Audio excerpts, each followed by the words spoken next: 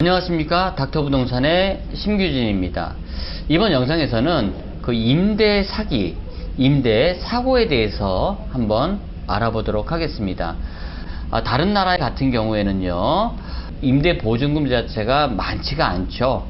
특히나 이제 우리나라 같은 경우에는 보증금, 그러니까 임대 보증금이 전체의 이런 보증금인 그런 전세가 있기 때문에 이런 전세 같은 경우에는 워낙 뭐 저렴한 매물이라 하더라도 뭐 몇천만 원, 몇억 뭐 이런 식으로 굉장히 고가이기 때문에 이런 전세 사기나 사고가 날 경우에는 굉장히 큰 어떤 재산상의 손해를 입게 되겠습니다.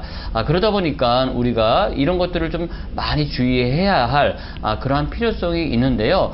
이게 사기를 당하려고 하면은 참 조심한다고 하더라도 뭐 내가 왜 그랬을까? 나중에 이런 생각이 들면서 사기를 당하거나 또 사고를 당하는 경우가 간간히 있습니다.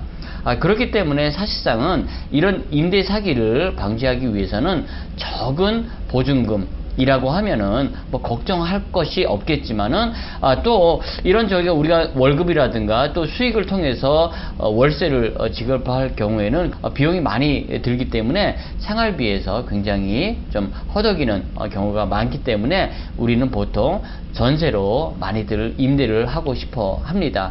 자, 그러한 의미에서 오늘 내 재산을 지킬 수 있는 이러한 임대 사기 예방을 위해서 어떤 유형의 이러한 사기가 있고 또 이것들을 좀 예방하기 위해서는 어떤 점들을 체크해야 될 것인가를 오늘 좀 상세하게 알아보도록 하겠습니다. 저는 공인중개사고 또 부동산 전문가로서 활동을 하고 있는데요. 일단은 사고가 났다라고 하면은 공인중개사나 뭐 이러한 부동산 전문가보다는 변호사 분이라든가 법무사를 찾아가야 할 것이고요.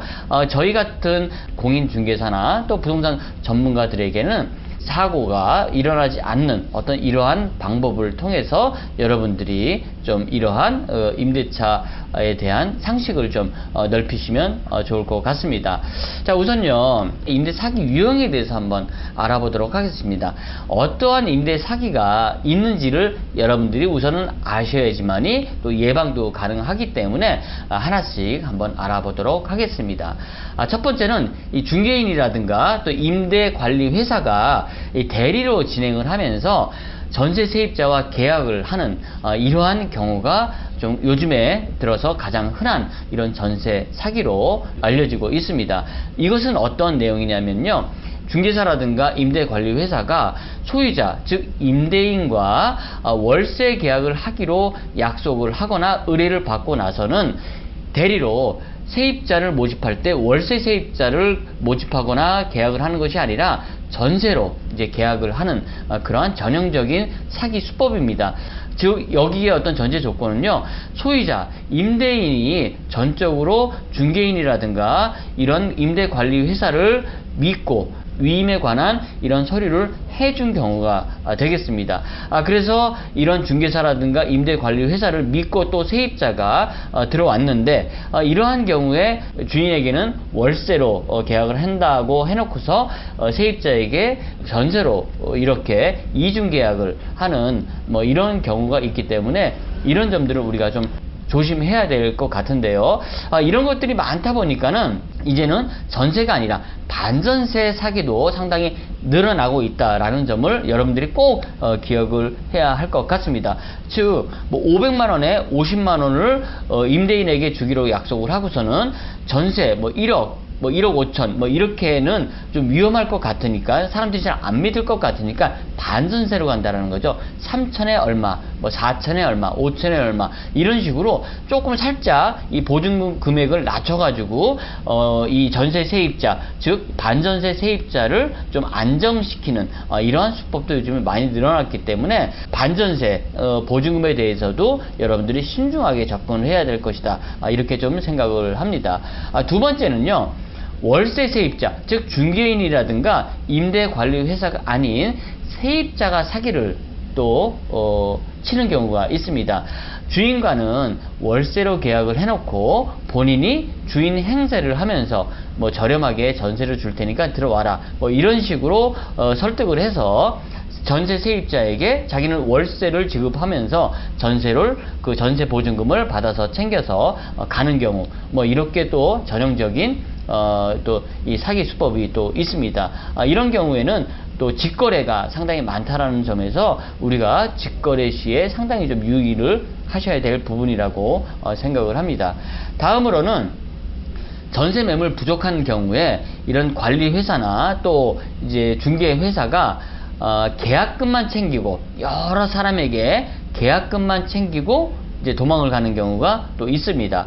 즉 이러한 소유자에게는 전세를 해주겠다라고 해놓고서 계약금으로 1억짜리를 1,000만 원씩도 받을 수 있지 않습니까? 1억짜리 1,000만 원을 굉장히 싸게 준다라는 명분 하에 예를 들어 1억짜리, 1억 5천짜리 이런 시세가 있는데 7천만 원, 1억 이런 식으로 거짓말을 하고 7천만 원에 대한 계약금, 700만 원, 혹은 1억에 대한 계약금 1,000만 원 이런 식으로 여러 사람에게 5명, 10명, 15명 이런 식으로 갈취를 해서 도망을 가는 이런 계약금 사기가 또 있습니다. 이거는 최종적으로 들어오지 않기 때문에 계약금이니까 10%에 대한 것을 좀 쉽게 그냥 준다라는 점에서 또 여러분들이 여기에 또 속지 않아야 될 것 같다라고 생각을 합니다. 또 네 번째로는요, 이게 이제 사기는 아니지만 또 사고에 가까운 이런 상황인데요. 얼마 전까지만 해도 이제 빌라 같은 경우에 깡통 전세 이런 것들이 많이 있었습니다. 그래서 매매가는 예를 들어 2억 정도인데 1억 9천에 전세를 주는 경우, 이런 경우에는 조금만 매매가가 떨어지거나 전세가가 떨어졌을 경우에는 바로 사고가 이제 나는 그런 경우인데요. 보증금을 반환을 거부한다라기보다는 대책이 없는 거죠. 돌려줄 돈이 없기 때문에 알아서 해라. 사람 들어오면 주겠다. 이런 식의 사기 아닌 이 사고가 나는 경우가 있습니다. 이런 경우에는 보통은 이제 오피스텔이라든가 이런 것보다는 앞서 말씀드렸다시피 빌라라든가 다세대 주택 이런 경우가 많기 때문에 이런 데 들어갈 때 상당히 여기도 이제 금액이 큽니다. 여기는 이제 반전세라든가 이런 게 아니라 2억짜리, 2억 5천짜리 이런 것도 상당히 많기 때문에 상당히 큰 금액으로 또 곤혹스러운 경우가 많기 때문에 여러분들이 이런 경우에도 대처를 많이 하셔야 된다라고 생각을 하고요. 마지막으로는 이제 무권 대리인과 계약 후에 실소유자와의 어떤 분쟁이 또 있을 수가 있겠죠. 즉, 내 딸 건데, 우리 아버지 건데, 아니면 우리 부인 건데, 남편 건데 하면서 이제 계약을 친인척 관계, 가족 간의 어떤 이런 대리권한을 위임받아서 해놨는데 예를 들어 가지고 부부가 이혼을 한다든가, 알고 보니 예를 들어 가지고 아버지와 아들 사이가 굉장히 안 좋다든가 이런 경우도 간혹 있기 때문에 이런 경우에는 꼭 예를 들어서 통화를 하거나 그러한 실제 소유자와 꼭 확인을 한 후 녹음까지 필요하면 해야 되겠죠. 이렇게 진행을 하셔야 된다라고 좀 이제 간단하게 또 말씀을 드릴 수가 있겠습니다. 여러분들이 이제 5가지를 제가 보여드렸는데요. 1번부터 3번까지는 거의 이제 사기에 이제 해당을 하고요. 4번과 5번은 사기라기보다는 이제 사고에 가까운 이러한 유형인데요. 사실상은 이것을 마음 먹고 했다고 하면 4번과 5번도 사기에 이제 해당할 수가 있기 때문에 여러분들의 재산이라든가 금전이라든가 이런 것들을 지키시려고 하면은 이런 유형들을 잘 알고 여러분들이 꼼꼼하게 챙기셔야 한다라는 말씀을 한번 드리면서, 그럼 과연 어떻게 우리가 예방을 해야 되나 이런 것들도 함께 한번 알아보도록 하겠습니다.